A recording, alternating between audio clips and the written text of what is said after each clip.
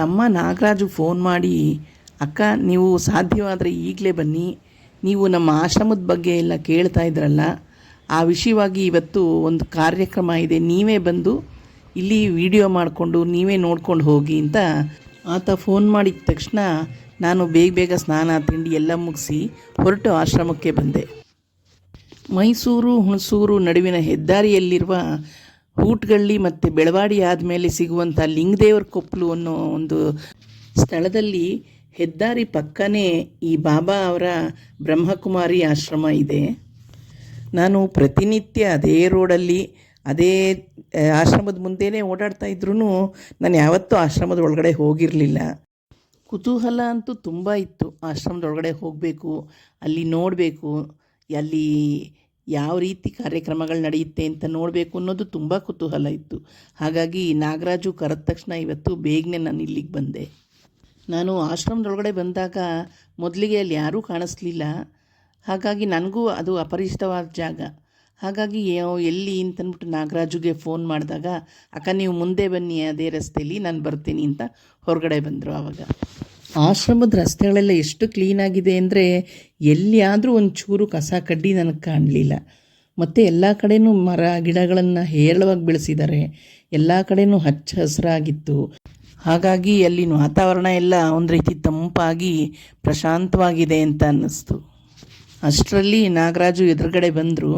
ಬನ್ನಿ ನಿಮಗೆ ಆಶ್ರಮ ಎಲ್ಲ ತೋರಿಸ್ಕೊಡ್ತೀನಿ ಅಂತಂದ್ಬಿಟ್ಟು ನನ್ನನ್ನು ಎಲ್ಲ ಕಡೆಯೂ ಕರ್ಕೊಂಡು ಹೋಗಿ ಎಲ್ಲರಿಗೂ ಪರಿಚಯ ಮಾಡಿಸಿ ಮಾತನಾಡಿಸಿದರು. ನಾವು ಆಶ್ರಮದೊಳಗಡೆ ಪ್ರವೇಶ ಮಾಡ್ತಾ ಇದ್ದ ಹಾಗೆ ನಮಗೆ ಮೊದಲು ಕಾಣಿಸೋ ಕಟ್ಟಡ ಅಂತಂದರೆ ಈ ಶಾಂತಿ ಶಿಖರ ಅನ್ನೋ ಕಟ್ಟಡ. ಇಲ್ಲಿ ನಾವು ಮೆಟ್ಲುಗಳನ್ನು ಹತ್ಕೊಂಡು ಈ ಕಟ್ಟಡಕ್ಕೆ ಪ್ರವೇಶ ಮಾಡಬೇಕು. ನಾವು ಪ್ರವೇಶ ಮಾಡಿದ ಈ ದ್ವಾರದ ಎದುರುಗಡೆನೇ ಇಲ್ಲಿ ಶಿವಲಿಂಗವನ್ನು ಸ್ಥಾಪನೆ ಮಾಡಿದ್ದಾರೆ. ಮತ್ತು ಶಿವಲಿಂಗದ ಮುಂದೆ ಬಸವನ್ನು ಸಹ ಇರಿಸಿದ್ದಾರೆ. ನಮ್ಮ ಇದರಲ್ಲಿ ಶಿವಬಾಬಾ ಅಂತ ಕರೆಯೋದು.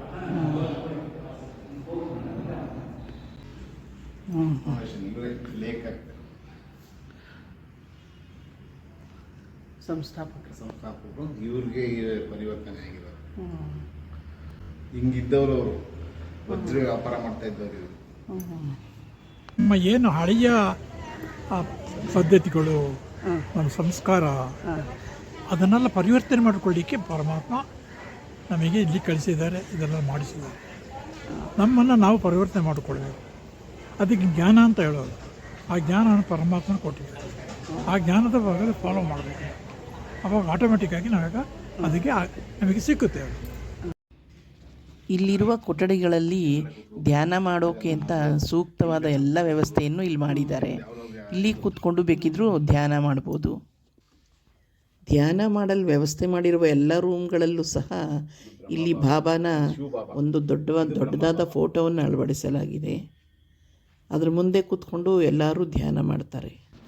ಇಲ್ಲಿ ಏನು ಅಂದರೆ ಇಲ್ಲಿ ಬರುವ ಎಲ್ಲ ಮಹಿಳೆಯರನ್ನು ಅಕ್ಕ ಅಂತಲೇ ಸಂಬೋಧಿಸ್ತಾರೆ.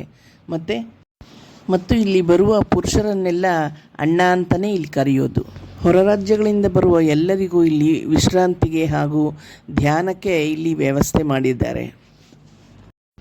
ಮತ್ತು ಈ ಒಂದು ಕೊಠಡಿಯಲ್ಲೂ ಯೋಗ ಮಾಡಲಿಕ್ಕೆ, ಧ್ಯಾನ ಮಾಡಲಿಕ್ಕೆ ಮತ್ತು ಇನ್ನೇನಾದರೂ ವಿಶೇಷವಾದ ಕಾರ್ಯಕ್ರಮಗಳು ಮಾಡೋದಕ್ಕೆ ಈ ಹಾಲನ್ನು ಬಳಸ್ಕೊಳ್ತಾರೆ ಅಂತ ಹೇಳ್ತಾ ಇದ್ದಾರೆ. ಸತ್ಯಯುಗದಲ್ಲಿ ಪ್ರಪಂಚ ಹೇಗಿತ್ತು, ಅಲ್ಲಿ ಪ್ರಾಣಿಗಳು ಹಸು ಆಗಲಿ ಹುಲಿ ಆಗಲಿ ಹೇಗೆ ಹೊಂದ್ಕೊಂಡು ಹೋಗ್ತಾ ಇದ್ವು, ಯಾವುದ್ರ ಮಧ್ಯೆನೂ ಜಗಳ ದ್ವೇಷ ಇಂಥವೆಲ್ಲ ಏನೂ ಇರಲಿಲ್ಲ ಅನ್ನೋ ಒಂದು ಚಿತ್ರಣವನ್ನು ಇಲ್ಲಿ ಈ ಚಿತ್ರದಲ್ಲಿ ಕೊಟ್ಟಿದ್ದಾರೆ. ನೋಡಿ, ಈ ಚಿತ್ರದಲ್ಲಿ ಹುಲಿ ಮತ್ತು ಹಸು ಎರಡೂ ಒಟ್ಟಿಗೆ ನೀರು ಕುಡಿತಾ ಇರೋದು, ಮತ್ತು ಒಂದು ಸಿಂಹಕ್ಕೆ ಒಂದು ಯುವತಿ ಕೂತ್ಕೊಂಡು ಊಟ ಮಾಡಿಸ್ತಾ ಇರೋದು, ಆ ರೀತಿಯ ಚಿತ್ರಗಳೆಲ್ಲ ಇದೆ ಇಲ್ಲಿ.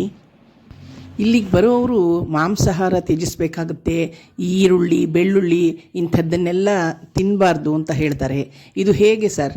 ಹಾಗೆ ಆಹಾರ ಪದ್ಧತಿ ಇರೋದನ್ನು ಬದಲಾಯಿಸ್ಕೊಳ್ಳೋಕ್ಕಾಗುತ್ತೆ? ಒಂದು ಬದಲಾಯಿಸ್ಕೋಬೇಕು. ನೋಡಿ, ನಮ್ಮ ಹಿರಿಯವರು ಅದನ್ನು ಫಾಲೋ ಮಾಡಿ ಬಂದರು. ಅದನ್ನು ನಾವು ಕೂಡ ಅದನ್ನು ಫಾಲೋ ಮಾಡಿದ್ವಿ. ಅದು ಅವರು ತಪ್ಪ ನಮ್ಮ ತಪ್ಪಿನ ವಿಷಯ ಬರೋದಿಲ್ಲ. ಅದು ಗೊತ್ತಿಲ್ಲದಾಗಿದೆ. ಅದು ಅವ್ರಿಗೆ ಗೊತ್ತಿರಲಿಲ್ಲ, ಜ್ಞಾನ ಇದೆಯಾ ಅವರಿಗೆ? ಒಂದು ಪ್ರಾಣಿ ತಿನ್ನಲಿಕ್ಕೆ ಯಾರಾದರೂ ಹೇಳ್ತಾರ? ಅದು ನಮ್ಮ ನೀವು ತಾನೇ ಅದು. ಅದಕ್ಕೆ ಅವರು ತಿಂದರು, ನಾವು ತಿಂದಿವಿ. ಅದು ಅವ್ರದ್ದು ತಪ್ಪಲ್ಲ, ಅವ್ರಿಗೆ ಅವ್ರದ್ದು ಹಿರಿಯರು ಕಳಿಸಿದ್ರು, ಅದು ಅವ್ರದ್ದು ತಪ್ಪಲ್ಲ, ನಮ್ಮದು ತಪ್ಪಲ್ಲ. ಈಗ ಯಾವಾಗ ಪರಮಾತ್ಮ ಬಂದು ಇದು ತಪ್ಪು ಮಕ್ಕಳೇ, ಇದು ನೀವು ಮಾಡ್ತಾರೋ ಸರಿಯಿಲ್ಲ ಯಾವಾಗ ಪರಮಾತ್ಮ ಹೇಳಿದರು, ಅವಾಗ ಪರಮಾತ್ಮ ಹೇಳಿದ್ದು ನಿಜ ಆಯಿತು. ಇದು ನಿಜವಾಗಿ ನಾವು ತಿನ್ನೋದು ನಮಗಾಗಿರೋದಲ್ಲ, ಇದು ನಮಗೆ ಇರೋದು ಏನಿದೆ ಅದನ್ನು ಸಾತ್ವಿಕ ಆಹಾರ ಮಾತ್ರ ಮಾಡ್ತಾರೆ. ಸಾತ್ವಿಕ ಆಹಾರ ನಾವು ಹೌದು. ಆಶ್ರಮದಲ್ಲಿ ಹಾಗೆ ನಾವು ನಡ್ಕೊಂಡು ಮುಂದೆ ಹೋಗ್ತಾ ಇದ್ದ ಹಾಗೆ ಒಂದು ಸಣ್ಣ ಕುಟೀರದಂಗೆ ಒಂದು ಮನೆ ಕಾಣಿಸ್ತು. ಚಿಕ್ಕದಾದ ಒಂದು ಹೊರಜಗಲಿ ಇತ್ತು. ನಾನು ಆ ಜಾಗಕ್ಕೆ ಹೋಗ್ತಾ ಇದ್ದ ಹಾಗೆ ನನಗೆ ಒಂದು ಪಾಸಿಟಿವ್ ಎನರ್ಜಿ ನನ್ನ ಅನುಭವಕ್ಕೆ ಬಂತು ಅಲ್ಲಿ. ಹಾಗೆ ನಾನು ಒಳಗಡೆ ಹೋದಾಗ ಅಲ್ಲಿ ಬ್ರಹ್ಮಬಾಬಾ ಅವ್ರದ್ದು ಒಂದು ಫೋಟೋ, ದೊಡ್ಡದಾದ ಫೋಟೋ ಇತ್ತು. ಮತ್ತು ಆ ಫೋಟೋ ಮುಂದ್ಗಡೆ ಕೆಲವರು ಕೂತ್ಕೊಂಡು ಧ್ಯಾನ ಮಾಡ್ತಾಯಿದ್ರು. ಬ್ರಹ್ಮಬಾಬಾ ಅವರು ಆಗ ಅಷ್ಟು ಶ್ರೀಮಂತರಾಗಿದ್ರೂ ಅವರು ಈ ಥರ ಒಂದು ಕುಟೀರದಲ್ಲಿ ಕೂತ್ಕೊಂಡು ಧ್ಯಾನ ಮಾಡ್ತಾಯಿದ್ರಂತೆ. ಹಾಗಾಗಿ ಹೀಗೆ ಕುಟೀರವನ್ನು ಇಲ್ಲಿ ನಿರ್ಮಾಣ ಮಾಡಿದ್ದಾರೆ. 1937, 36, 37ರಲ್ಲಿ ಬ್ರಹ್ಮಬಾಬಾ ಅಂತ ಹೇಳಿ ಲೇಖರಾಜ್ ಅಂತ ಅವರ ಹೆಸರು. ಹಮ್ ಬ್ರಹ್ಮ ಅಂತ ಹೇಳಿ ಒಂದು ಅವರಿಗೆ ವಾಯ್ಸ್ ಬಂತು ಇವರಿಗೆ. ಆಗ ಪರಮಾತ್ಮ ಪ್ರವೇಶ ಆಗ್ಬಿಟ್ಟಿದೆ ಅವರಿಗೆ. ಪ್ರವೇಶ ಮಾಡಿ ಇವ್ರನ್ನ ಪರಿವರ್ತನೆ ಮಾಡಿದ್ದಾರೆ. ಆ ಸಮಯದಲ್ಲಿ ಪರಮಾತ್ಮ ಈ ಭೂಮಿಗೆ ಬರೋದು. ಅದು ನಿಜನಾ? 100%. ಹೌದೇ? ಏನೇ ನಿಮಗೆ ಇದರಲ್ಲಿ ಜ್ಞಾನಕ್ಕೆ ಬಂದರೆ ನಿಮಗೆ ಗೊತ್ತಾಗುತ್ತೆ. ಹೌದು. ನಾವು ಅಲ್ಲೇ ಇವ್ರನ್ನ ಮಾತಾಡಿಸ್ಕೊಂಡು ಸ್ವಲ್ಪ ಮುಂದೆ ಹೋದಾಗ ಅಲ್ಲಿ ಒಂದು ಕಡೆ ನಡೆದಾಡೋ ರೋಡ್ಗೆಲ್ಲ ಪೂರ್ತಿ ಬಿಳಿ ಬಣ್ಣದ್ದು ಬಟ್ಟೆ ಹಾಸಿದ್ರು. ನೋಡಿ, ಎಲ್ಲಿ ನೋಡಿದ್ರೂ ಬಿಳಿ ಬಣ್ಣದ ಬಟ್ಟೆ, ಅಷ್ಟು ಜಾಗದಲ್ಲೂ ಬಿಳಿ ಬಣ್ಣದ ಬಟ್ಟೆ ಹಾಸಿದ್ರು. ಮತ್ತು ಅಲ್ಲೇ ಕೂತ್ಕೊಂಡು ಧ್ಯಾನ ಮಾಡ್ತಾಯಿದ್ರು. ಅಲ್ಲೊಂದು ಸ್ಮಾರಕ ಇತ್ತು. ಅದೇನು ಆ ಜಾಗ ಯಾವುದು ಅಂತ ಅಲ್ಲೇ ಇದ್ದ ಒಬ್ಬರನ್ನು ಕೇಳಿದ್ದಕ್ಕೆ ಸಮಾಧಿ ಥರ, ಅದು ಬ್ರಹ್ಮಬಾಬಾ ಅವರ ಸ್ಮಾರಕ ಅಂತ ಗೊತ್ತಾಯಿತು. ಅದೇ ಜಾಗದಲ್ಲಿ ಒಳಗಡೆ ಧ್ಯಾನ ಮಂದಿರ ಇದೆ, ಬನ್ನಿ ಅಂತಂದ್ಬಿಟ್ಟು ಅವರು ನನ್ನ ಒಳಗಡೆ ಕರ್ಕೊಂಡು ಹೋದರು. ಆ ಧ್ಯಾನ ಮಂದಿರದಲ್ಲೂ ಸಹ ಬಾಬಾ ಅವರ ಫೋಟೋ ಇಟ್ಟಿದ್ದರು. ಅಲ್ಲಿ ತುಂಬ ಜನ ಕೂತ್ಕೊಂಡು ಅಲ್ಲೇ ಧ್ಯಾನ ಮಾಡ್ತಾಯಿದ್ರು. ಬದುಕಿನ ಜಂಜಡವನ್ನೆಲ್ಲ ಮರೆತು ಇಲ್ಲಿ ಕೂತು ಧ್ಯಾನದಲ್ಲಿ ಮುಳುಗಿ ಭಗವಂತನನ್ನು ಕಾಣಲಿಕ್ಕೆ ಇದಕ್ಕಿಂತ ಒಳ್ಳೆ ಜಾಗ ಇನ್ಯಾವುದಿದೆ ಅನ್ನಿಸ್ತು. ಈ ಅನುಭವ ನೀವು ಪಡಿಬೇಕು ಅಂದರೆ ಖಂಡಿತ ನೀವು ಒಂದು ಸಾರಿ ಅಲ್ಲಿ ಹೋಗಿ ಬನ್ನಿ ಅಂತಲೇ ನಾನು ಹೇಳ್ತೀನಿ. ಈ ಆತ್ಮ ಚಿರಂಜೀವಿ, ಶರೀರ ಹೋಗ್ಬಿಡುತ್ತೆ. ಈ ಆತ್ಮ ಇಲ್ಲಿ ಹಾನೆಯಲ್ಲಿ ಇಲ್ಲಿ ಯಾಕೆ ನಾವು ಬೊಟ್ಟಾಗ್ತೀವಿ? ಆತ್ಮ ಅಲ್ಲಿರೋದೇ ಆತ್ಮ. ಇಲ್ಲಿ ನನ್ನ ಆತ್ಮನ ಇಲ್ಲಿ ಹಿಡಿತಾರೆ, ಇಲ್ಲಿ ಶ್ವಾಸಕೋಶ ಇದೆ, ಆತ್ಮ ಇರೋದೇ ಇಲ್ಲಿ. ಮೂರನೇ ಕಣ್ಣು ಇದು. ನಾವು ನಮ್ಮ ಮನೆ ಸಂಸಾರ ಮಕ್ಕಳು ಎಲ್ಲ ಬಿಟ್ಟು ನಾವು ಬರೋಕ್ಕಾಗತ್ತಾ? ನಾವು ಇದರಲ್ಲೇ ಇದ್ದೀವಿ, ಬಿಟ್ಟು ಬರೋದು ಹೇಗೆ? ಬಂದರೆ ನಮಗೇನು ಪ್ರಯೋಜನ ಅಂತಲೇ ಮೊದಲು ಯೋಚನೆ ಮಾಡ್ತಾರೆ. ಹೀಗಂತ ಆವಾಗ ನನಗೆ ಈ ಆತ್ಮದ ಜ್ಞಾನ, ಈ ಶರೀರದಲ್ಲಿ ಒಂದು ಆತ್ಮ ಇದೆ ಅಂತ ಹೇಳೋದನ್ನ ಗೊತ್ತಿರಲಿಲ್ಲ ನಮಗೆ. ಆ ಆತ್ಮ ಇದೆ ಅಂತ ಹೇಳುವಾಗ ನನಗೆ ಆಶ್ಚರ್ಯ ಆಯಿತು. ಹೌದು, ನಮಗೆ ಇಲ್ಲಿ ನಡೆಸೋದು ಆತ್ಮ ಅಂತ ಪಕ್ಕ ಇತ್ತು ನನಗೆ. ಅಲ್ಲಿಂದ ನಾನು ಜ್ಞಾನಕ್ಕೆ ಹೋದೆ, ಎಲ್ಲ ತಿಳ್ಕೊಂಡೆ ಸರ್. ತಿಳ್ಕೊಂಡ್ರೆ ಇದು ಒಳ್ಳೆಯ ಜ್ಞಾನ, ಇದಂತೆ ಅದನ್ನು ಫಾಲೋ ಮಾಡಿ ಶುರು ಮಾಡಿದೆ. ಮತ್ತು ಅಲ್ಲಿಂದ ನಾವು ಅಲ್ಲೇ ಇರೋ ಇನ್ನೊಂದು ಕಟ್ಟಡದ ಒಳಗಡೆ ಹೋದಾಗ ಅಲ್ಲೂ ಸಹ ಎಲ್ಲರೂ ಸಾಮೂಹಿಕವಾಗಿ ಧ್ಯಾನ ಮಾಡ್ತಾಯಿದ್ರು. ಆ ನಂತರ ಅಲ್ಲಿ ಬಂದಿದ್ದ ಎಲ್ಲರಿಗೂ ಸಹ ಪ್ರಸಾದವನ್ನು ವಿನಿಯೋಗ ಮಾಡ್ತಾಯಿದ್ರು. ಅಲ್ಲಿನೂ ಪ್ರಶಾಂತವಾದ ವಾತಾವರಣ ಇತ್ತು. ಯಾವ ನೂಕು ನುಗ್ಲೂ ಇಲ್ಲದೇ ಎಲ್ಲರೂ ಸಾಲಿನಲ್ಲಿ ಬಂದು ಪ್ರಸಾದವನ್ನು ಸ್ವೀಕರಿಸ್ತಾ ಇದ್ರು. ಅದಕ್ಕೆ ಇಲ್ಲಿ ಏನು ಫೀಸ್ ಆಗಲಿ ಡೊನೇಷನ್ ಆಗಲಿ ಯಾವುದೂ ಇಲ್ಲ. Free education. ಯಾರು ಬೇಕಾದರೂ ಬರ್ಬೋದು, ಯಾರು ಬೇಕಾದ್ರೂ ಬರ್ಬೋದು. ಯಾರು ನಮ್ಮ ಆತ್ಮ ಶುದ್ಧಿ ಇಲ್ಲಿ ಮಾಡ್ಕೊಳ್ಬೇಕು. ಬಡವರು ಬಂದರು ಒಂದೇ ಟ್ರೀಟ್ಮೆಂಟ್, ಶ್ರೀಮಂತ ಬಂದರು ಒಂದೇ ಟ್ರೀಟ್ಮೆಂಟ್. ಶ್ರೀಮಂತ ಬಂದು ನಾನು ಅಲ್ಲಿ ನನ್ನ ಕಡಿಮೆ ಮಾಡ್ಕೊಂಡು ಅದೇನಿಲ್ಲ, ಎಲ್ಲ ಬಾಪರ ಮಕ್ಕಳು ತಾನೆ, ಅವರಿಗೆಲ್ಲ ಒಂದೇ ಥರ ಟ್ರೀಟ್ಮೆಂಟ್. ಮೆಂಬರ್ ಆಗಬೇಕು ಅಂತ ಏನಾದರೂ ಮೆಂಬರ್ ಏನಿಲ್ಲ, ಏನಿಲ್ಲ. ಬಂದವರೆಲ್ಲ ಪರಮಾತ್ಮ ಮಕ್ಕಳೇ. ಅವೆಲ್ಲ ಅವರಿಗೆ ಕ್ಲಾಸ್ ಬಂದು ಕೂತ್ಕೊಳ್ಬೇಕು. ಪರಮಾತ್ಮ ಮಹಾವಾಕ್ಯ ಏನು ಹೇಳ್ತಾರೆ ಅದನ್ನು ಓದ್ತಾರೆ, ಕೇಳಬೇಕು. ಕೇಳಿದ್ಮೇಲೆ ನಿಮ್ಮ ಮನೆಗೆ ಹೋಗ್ಬೋದು. ಪರಮಾತ್ಮ ಜ್ಞಾನ ಮಾಡೋದು, ಆ ಜ್ಞಾನ ಹೇಳ್ಕೊಡ್ತಾರೆ ಹೇಗೆ ಮಾಡಬೇಕು. ಪರಮಾತ್ಮನ ಕರೆಕ್ಟ್ ಮಾಡಿ ಈ ಆತ್ಮ ಯಾವಾಗ ಪರಮಾತ್ಮನ ನೋಡಿ ಕನೆಕ್ಟ್ ಆಗಿಬಿಡುತ್ತೆ. ಈ ಶರೀರದಿಂದಲ್ಲ, ಆತ್ಮ ಆ ಆತ್ಮನಲ್ಲೇ ಸಿಕ್ಕುವಂಥ ಅವರು ಸಂತೋಷ, ಆತ್ಮನೇ ಪರಮಾತ್ಮ ಸಂಗಡ ಮಾತಾಡೋದು, ಆ ಖುಷಿ, ಆ ನೆಮ್ಮದಿ, ಅದು ಅಮೃತ ವೇಳೆಯಲ್ಲಿ ಆಗುವಂಥದ್ದು ಭಾಳ ಖುಷಿಯಾಗಿದೆ. ಅದು ಹಗಲಿಡೀ ಅದೇ ಪ್ರಭಾವ ಇರ್ತದೆ.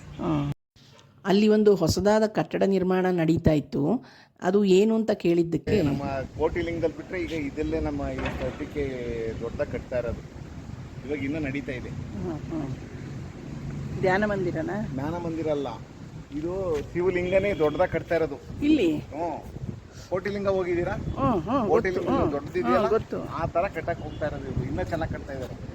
ಓ, ಇದು ಲಿಂಗನ? ಲಿಂಗ ಲಿಂಗ ಹಾಕ್ತಾರೆ, ಹಂಗೆ ಬರ್ತಾ ಬರ್ತಾ ಫೈನಲ್ ಸ್ಟೇಜ್ ಹಂಗೆ ಬರುತ್ತೆ. ಅಲ್ಲದೆ ಇದು ಲಿಂಗ ತಾನೆ ಮೇಲೆ ಬರುತ್ತೆ.